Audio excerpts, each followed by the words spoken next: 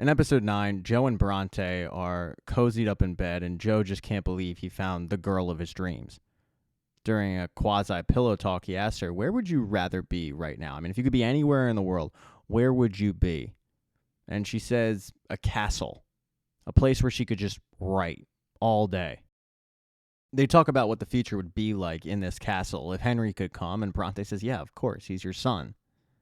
Bronte decides that she needs a coffee, so she asks Joe if he wants to get a walk, and he says sure. And as he's getting dressed, news breaks on the television that does not surprise him at all.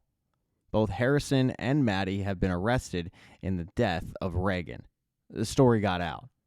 And the story got out because Joe just couldn't trust either of them. So he planted evidence, told the police, and they both were arrested. Now it's just a matter of Kate. Kate turned off location tracking on all of her devices except one, her headphones, and Joe was able to figure out that she had returned to New York City. Yeah, putting both Harrison and Maddie in jail was twofold. One, because, as I said, he couldn't trust them, but also because he knew that if Maddie was in trouble, Kate would return, and sure enough, she has. He figures he could use Kate being back embroiled in a murder scandal to get Henry back. But what Joe doesn't know is Kate had planned all of this. I mean, at least the AirPods part. She knew that he would be looking to track her devices, and it's a trap. She's given the AirPods to a hitman that's going to take him out. And while, yes, she has arrived back in the States, and she's done so with Nadia, she tells Nadia, no, I got to call it off now. I mean, after this Harrison and Maddie situation, I can't let Joe die, because if Joe dies, then they go to jail for life. So I need to get him admitting to the fact that he's the one who did this. This really stresses out Nadia. She doesn't want to get cute about the situation. She just wants Joe gone forever. But Kate has a plan. Joe is oblivious to all of this, obviously, as he goes for a walk with Bronte in the park. They discuss random stuff, one of them being a new injury that Joe has on his arm. And then Bronte gets a really exciting email from a publishing company who says that they want to meet with her, and she's ecstatic. But it turns out that this publishing company wants to meet with her because Joe had bothered them so much that they finally just gave in and said, okay, we'll meet with Bronte. She kind of starts getting down on the meeting, but he says, no, don't do that, all right? They're going to love you. Take the meeting. And you know what? When you get that book deal, you're going to need a place to write. Where'd you want a castle? Ireland? So he literally starts looking up castles in Ireland that he can buy, which is something you actually can do. He's got a little money tucked away in another account that he thinks that Kate doesn't know about, and he's going to use that money to buy her a castle, legitimately, right then and there. But when he calls up the accountant tells him that Kate knew about that account, and she emptied it out. And Joe is pissed. Bronte tries to remind him, Joe, I didn't ask you to buy me a castle, but it's more about the fact that Kate has won this little tiny battle, and it gets worse for Joe. Because when they go over to the bookstore, it's locked. There's an eviction sign on it. And there's an eviction sign on the apartment. They're both locked out. They have no place to stay. Kate has won again. Bronte asks Joe, do you think this is about custody? I mean, they take your money away and then they project this idea that you have no place to stay with your kid? And that's exactly what Joe thinks.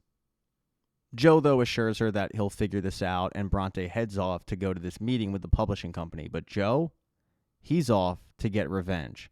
He tracks those AirPods. He sees where Kate is headed. But when he gets to a parking garage that Kate is in, she turns around and it's a dummy. And somebody comes from behind Joe and shoots him full of something that knocks him out.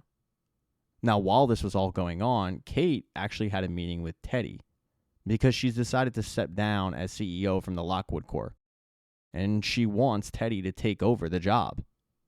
Teddy's a little hesitant, but Kate tells him, no, this is real. I put some feelers out to the board, and they're ecstatic. I mean, they want a Lockwood in charge, but they're happy that it's not one of, his kids that he acknowledged. She starts hyping up Teddy, reminding him that he can do this job, but he finally looks at her and says, wait, why am I getting a sense of finality with you? I mean, are you okay? And she tells him no, but I will be. She then ends the meeting with Teddy and heads over to the bookstore to meet up with Nadia, because after drugging Joe, they put him in his own cage. And when he wakes up, he is shocked because there's Nadia and there's Kate, and he can't get out. And he starts looking for the key that he planted in there, but they tell him, yeah, Joe, we found that. Kate then gets to the reason why they did this. They tell him, if you admit to what you did, that Harrison and Maddie were set up, then we'll let you go to an island with no extradition. It's already been set up. You'll have money. You'll have a house. You'll have a life. And if you refuse, we'll just start a carbon monoxide leak and it's going to look like you killed yourself. Kate then gets an alert on her phone that the building door has been opened up. Because Bronte, after returning from her meeting with the publishing company, which, by the way, it turns out they really just want Bronte to write her story about her and Joe, she decided to use her set of skills to break into the apartment and basically take her stuff back. But that's when she's approached by Kate.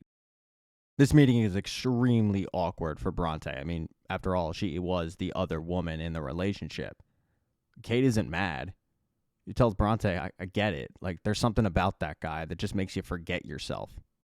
And then she tries to remind Bronte why she went after Joe in the first place by asking her, you really think Joe didn't kill Guinevere Beck? Bronte gets super defensive, which is understandable, but Kate persists, trying to get through to Bronte who Joe actually is. Kate's phone then buzzes again, and she tells Bronte, okay, we're done. You can take what you want, but if you're not gone in 10 minutes, I gotta call the cops for trespassing, so please get out. And then Kate returns to the basement, where unfortunately Nadia was unsuccessful in trying to convince Joe to confess to Reese's murder. He wasn't about to do that. When Kate does return, Joe was trying some of his Jedi mind tricks on Nadia, but Kate reminded Nadia, yeah, this is what he does. This is what he's good at. Then Nadia stands up and asks Joe a question he was not expecting. Does Marianne Bellamy ever haunt you? And Joe can't figure out how either woman know this. And then Nadia says something even more shocking. They tell him, yeah, we know you tried to kill her. And in his head, Joe's like, tried? I did kill her. But no, he didn't. Because Marianne walks into the room. And it's as if Joe has seen a ghost. Like the true psycho he is, Joe stands up and acts like he's happy to see Marianne, that he's happy to see her alive. But Marianne just came to see this man locked up. Joe desperately tries to turn Marianne on his side by reminding her how much he did for her and how he saved her, and then reminding her that she's not that great of a mother. But Marianne at this point is a different kind of Marianne. She's strong, and she's not about to give in to Joe's BS. So when Joe tells her, I saved you. I mean, I've spent my entire life saving women like you from dangerous men. She emphatically shoots back, no matter what you do, you are going to die in here. And then she has to go upstairs to the bookstore to just get some air. But while she's trying to collect her thoughts, she gets a knock on the window, and it's Bronte, who noticed as she was leaving the apartment that there was somebody in the bookstore. And Marianne decided to let her in because Marianne recognizes Bronte, but more importantly, Bronte recognizes Marianne. After all, she did all that digging on the victims of Joe Goldberg. And she's shocked to find out that Marianne is alive. The two women sit down, and Marianne tries the same thing that Kate did earlier, trying to convince Bronte that the guy that she fell for is a psycho. He is a serial killer, and she needs to trust her original instincts about him. Marianne actually gets through to Bronte. And right before a very, very frazzled Bronte leaves, Marianne tells her, hey, don't forget what brought you here in the first place, i.e. the death of Guinevere Beck. Bronte heads out, and Marianne stays upstairs in the bookstore. Downstairs in the basement, though, Kate and Nadia have an issue. Because after what Marianne said about Joe dying in there, Joe now knows that they have no plans on letting him go. And Kate tries to convince him, no, we're going to, but Nadia says, come on, jig's up, we might as well kill him now. And when Joe asks them, do you guys really think the cops are going to buy this suicide thing? Kate tells him, I'm prepared for the consequences, so if I have to go to prison, then that's fine. And Henry, he'll go back to his dad's in California, where he should be. And that sets Joe off. I mean, the fact that she planned out where Henry will go in case both of them are gone, he just loses it. He starts screaming at Kate, and that's when Nadia can't take it anymore, and she pulls a gun. And Kate has to knock some sense into Nadia by dragging her upstairs and having a conversation with her where Marianne joins in, and both Kate and Marianne remind Nadia that shooting Joe was not part of their plan. Nadia, though, reminds both women that if they want Joe dead, they have to do it now because the justice system has never been on their side.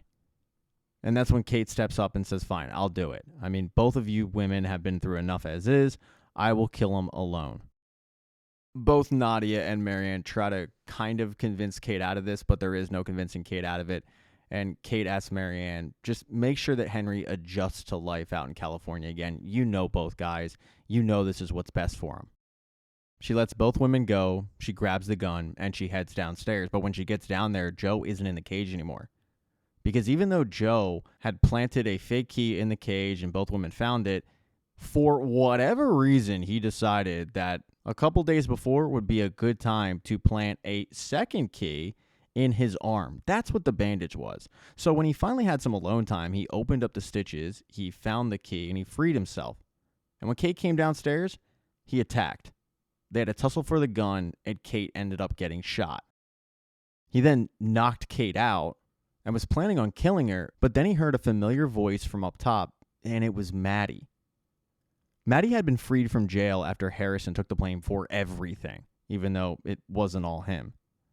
And Maddie, who at this point is mentally kind of gone, was frantically looking for Kate, having no luck. She called up Teddy. Teddy didn't know. And then she found herself at the bookstore. And she decided, you know what? This place needs to burn. Not realizing that there were actually people in there. But when she heard the commotion, she yelled down and she heard Joe and she locked him inside. She then showed Joe the tools that she was going to use to burn down the bookstore and thus burn him alive. And even after Joe told her, no, you can't do that, Kate is down here, Maddie just didn't believe her. So Maddie spread a bunch of alcohol throughout the store and then lit a match and watched it burn and exited. It looked like it was going to be the end of Joe, but then he remembered, oh, Kate has a phone.